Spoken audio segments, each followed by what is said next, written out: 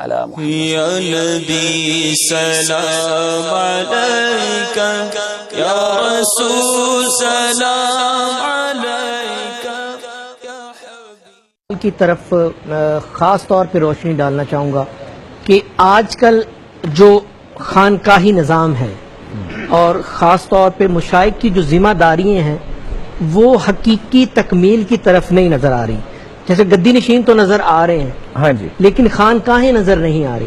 اور خانقاہ میں جو اصولی طور پہ جو ہمیں درس ہے، جو اولیاء اکرام کا درس ہے، وہ تکمیلی کردار جو ان کا ہونا چاہیے وہ نظر نہیں آ رہا. اکثر ہمارا مشاہدہ ہوتا ہے کسی مزارات پہ جانے کا، تو وہاں پہ ہزاروں لوگ لنگر تو کھا رہے ہیں اور وہاں پہ کروڑوں روپے کی ٹرانزیکشن ہو رہی ہے، لیکن اصل وہ ایک ڈسپلے تو ہو رہا ہے، شو تو ہو رہا ہے، لیکن ان کی جو اصل تکمیلی کام ہے، جو ان پہ سجادگان پہ، جو خانقاہی نظام پہ جو ہونا چاہیے، وہ نظام ویسا نہیں ہو رہا. اس کی کیا وجوہات ہیں؟ دیکھیں، بہت ہی پیارا نقطہ آپ نے اس پہ روشنی ڈالی.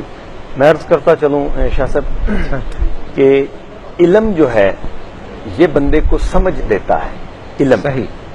اور آج جو سب سے زیادہ بڑا خسارہ ہمیں حاصل ہو رہا ہے وہ بنیاد خانقاہی نظام یا مشائخ اعظام یا سجادگان نہیں ہے. میں بنیاد سے بات کو پکڑوں گا. ہمارے بزرگ فرمایا کرتے تھے کہ اگر اچھی ماں ہو تبھی بیٹا فرید الدین جیسا پیدا ہو. کیا بات، سبحان اللہ. ہماری بنیاد غلط ہو چکی ہے. ہمارے گھروں میں جو پرورش دی جاتی تھی وہ پرورش ہمیں نہیں دی جا رہی. اور رہی بات مشائخ اعظام کی، تو میں عرض کرتا چلوں کہ علم جو ہے یہ سمجھ دیتا ہے. حضرت امام مالک کا ایک قول میں عرض کروں گا. آپ فرماتے ہیں جس نے علم فقہ پایا تصوف نہ پایا وہ شخص فاسق ہو گیا، اور جس نے تصوف پایا اور فقہ نہ پایا وہ شخص زندیق ہو گیا، اور جس نے فقہ تصوف دونوں علم پائے اس نے رب کو پایا. میں عرض کرتا چلوں کہ یہ اسی چیز کی کمی ہے. اگر علم ہو، اس پہ عمل ہو تو نور پیدا ہو جاتا ہے. کیا بات. اور یہ اسی چیز کی کمی ہے. ہمیں علم کی طرف روشنی بابا فرید الدین صاحب کی وہ دیکھیں. میں آج دن میں بھی ایک بات جگہ عرض کر رہا تھا. میرے آقا نے فرمایا علم حاصل کرو خواہ تمہیں چین ہی جانا پڑے. کہاں مدینہ اور کہاں بیجنگ، 12 گھنٹے کی فلائٹ ہے. علم کے لیے حضور نے اتنا سخت حکم دیا اس وقت بھی. تو حضرت یہ بھی تو بتائیں نا کہ درس صوفیہ جو ہے جی وہ کیا ہے، وہ اس پہ تو عمل پیرا ہونا چاہیے. سب سے جو بہترین جو پہلو صوفیاء نے اجاگر کیا، روشن کیا، میں حضرت میاں محمد بخش صاحب کے ایک شعر سے اس بات کی تمہید رکھوں گا. آپ سے کسی نے پوچھا کہ حضرت یہ صوفیاء کا جو اصل ان کا منشور تھا وہ کیا تھا؟ حضرت میاں محمد بخش صاحب سے کسی نے پوچھا حضرت یہ جو آپ کے اشعار ہیں کہ مٹھی کھیر پکا محمدہ کتے آگے ترنی، یہ جو محمدہ لفظ استعمال کیا ہے حضرت یہ آپ کا نام ہے، یہ رسول پاک صلی اللہ علیہ وسلم کو منسوب کیا ہے. تو آپ نے اس بات پہ بھی ایک شعر کہا. آپ نے فرمایا میں محمد ٹھگ اور میں محمد چور، جس دا دنیا کلمہ پڑھ دی او محمد ہور. وہ صوفیاء کا درس کیا تھا؟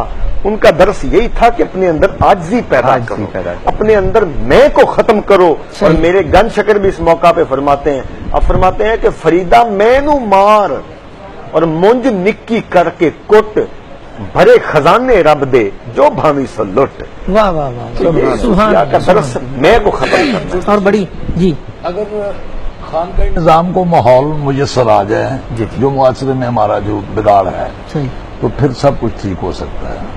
علامہ اقبال نے خوب کہا ہے کہ وہاں پہ ہم لوگ کیا کریں گے.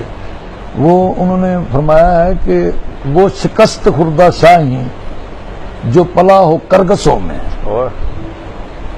وہ شکست خوردہ شاہی جو پلا ہو کرگسوں میں، اس سے کیا خبر کہ کیا ہے راہ و رسم شاہ بازی. یہاں پہ معاشرہ بگڑا ہوا ہے جناب. اور بڑی خوبصورت بات ہے کہ ایکچولی سچویشن بھی ایسی ہے کہ صوفی وہ نہیں ہے جو آپ کو نظر آتے ہیں.